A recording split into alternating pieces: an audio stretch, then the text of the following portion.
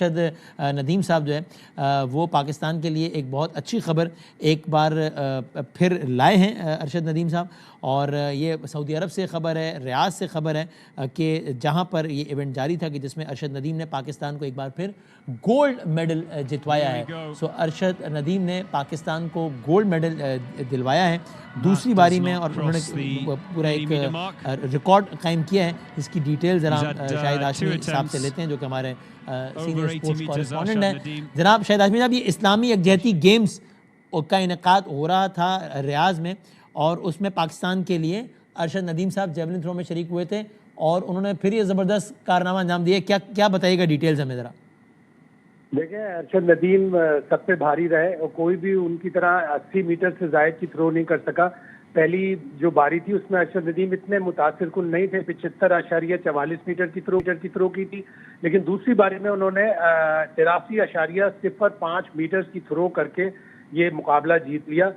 दूसरी अच्छी खबर ये भी है कि पाकिस्तान ही के मोहम्मद यासिर सुल्तान ने सिल्वर मेडल जीता है। तो पाकिस्तान को अब एक नहीं 2 हीरो मिल गए जेवलिन थ्रो में। अरशद नदीम तो थे ही, साथ में अरशद नदीम के साथ यासिर सुल्तान भी आ गए हैं। वो भी इंटरनेशनल अब मुकाबलों में पाकिस्तान की नुमाइंदगी करते हुए पाकिस्तान को एजाज़त दिलवाएंगे।